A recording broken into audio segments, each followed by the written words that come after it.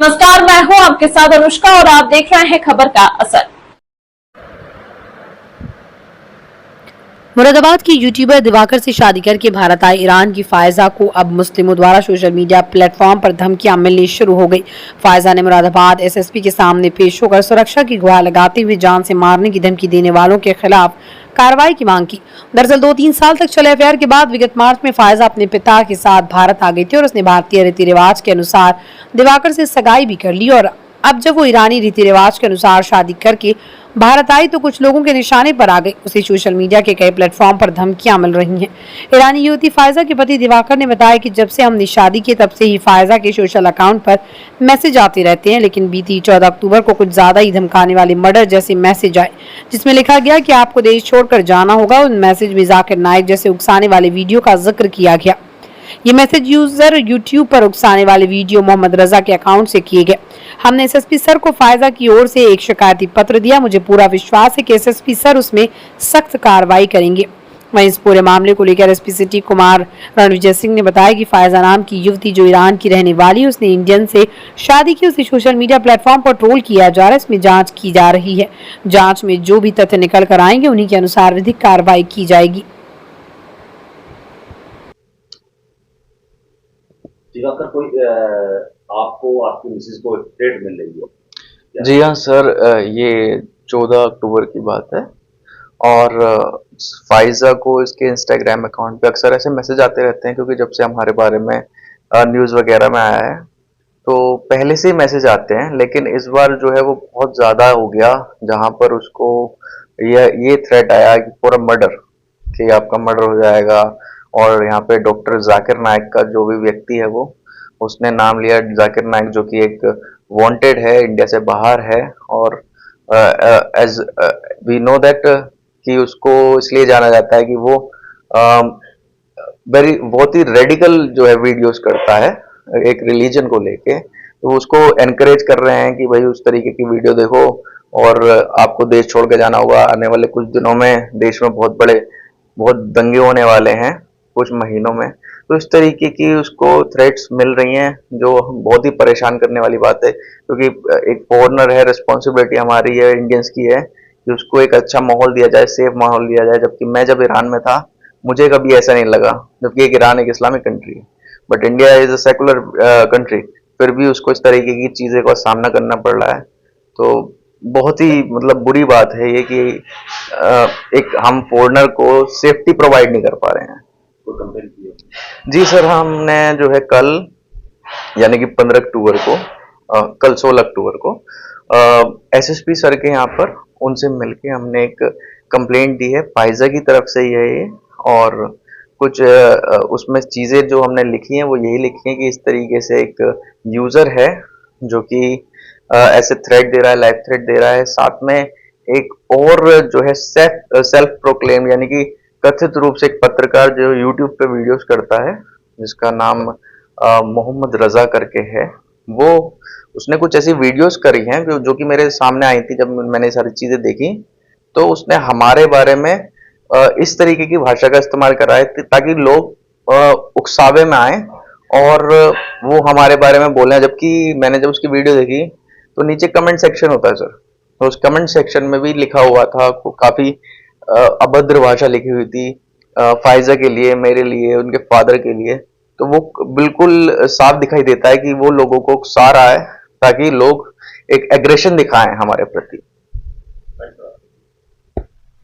अच्छा, what it received you?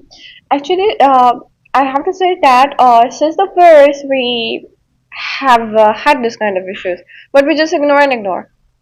And this kind of threats that I've ever faced with them is, for example, murder threat. I never get them serious, but they're getting more and more. So I and my husband just came into this conclusion that we have to do action against them. And enough is enough. So where's our rights?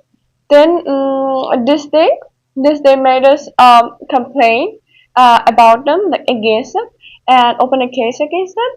So even not only these people, but there is also a person who even my husband referred to them. His name is Muhammad Rizal.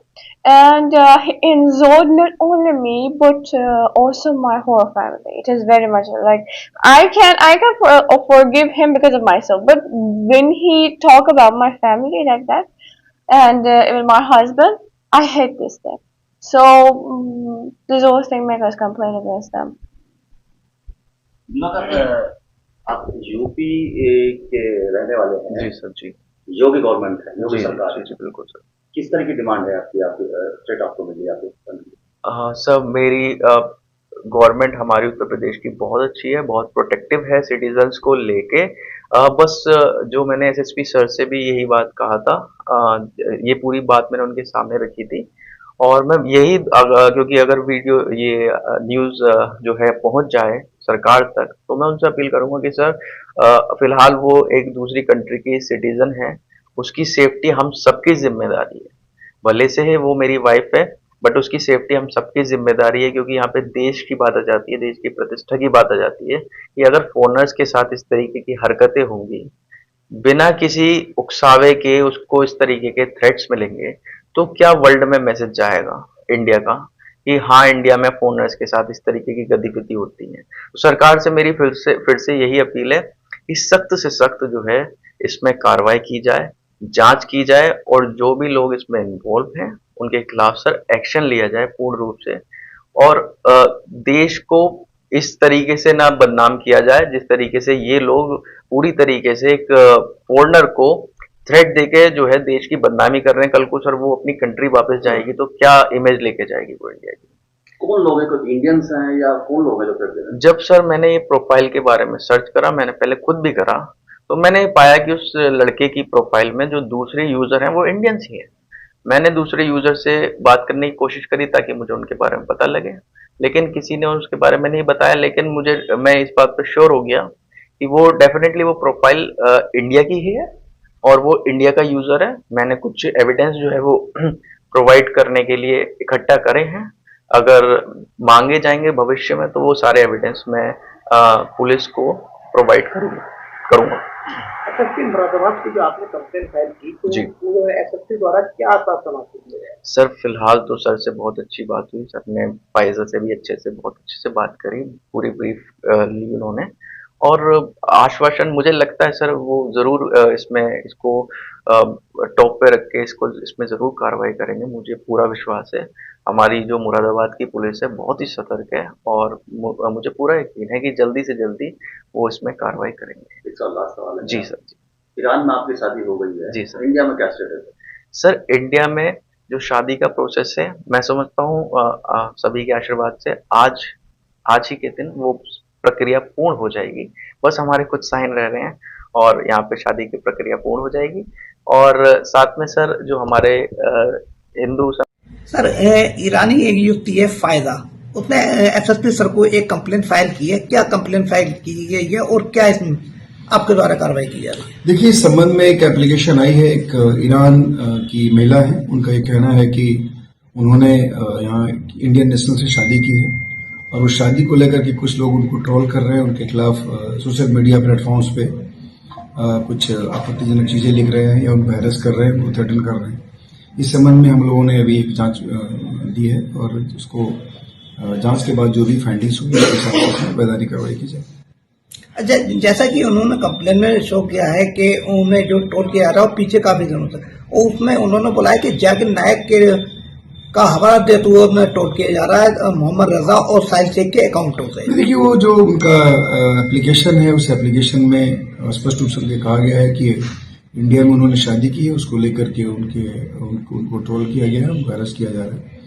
इस संबंध में जितनी सारी बातें आएंगी सामने उसके हिसाब से इसमें कार्रवाई की जाए।